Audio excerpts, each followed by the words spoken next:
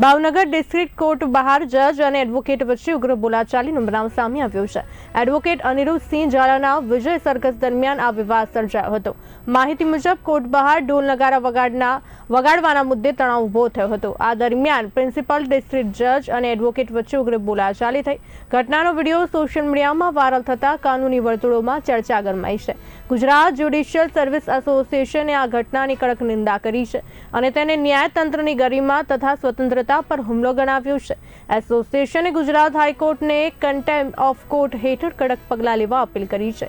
આ બનાવ બાદ ન્યાયતંત્રની પ્રતિષ્ઠા અને સુરક્ષા જાળવવા માટે કડક પગલાં લેવાની માંગ ઉઠી રહી છે।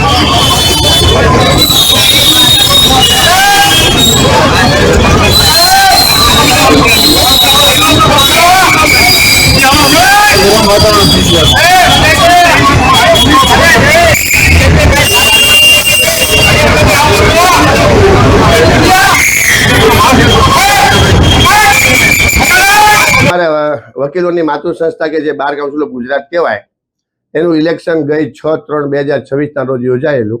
એમાં મેં ભાવનગરમાંથી ત્રીજી વખત મેં ઉમેદવારી નોંધાવેલી અને 2 દિવસ પહેલા હું એમાં વિજેતા થયો।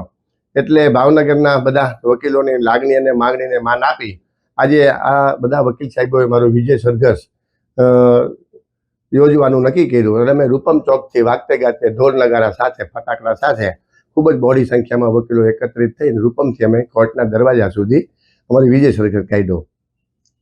આ વાત કરીએ તો આ વિજય સરઘસ દરમિયાન કોઈ માથાકૂટની ઘટના બની? ના, આમ તો બીજું કોઈ વિશેષ માથાકૂટ નથી થઈ, પરંતુ વકીલોમાં ખૂબ ઉત્સાહ હતો અને અમારે કોર્ટ 11 વાગે ચાલુ થઈ પહેલાં અમે કોર્ટના દરવાજે અમે આયોજન એ રીતનું કર્યું હતું કે ત્યાં પહોંચી જઈએ કોઈ ડિસ્ટર્બ ન થાય એટલે વાગતે ગાતે કોર્ટની બહાર દરવાજા રોડ ઉપર અમારે ઘોડો ત્યારે પહોંચ્યો।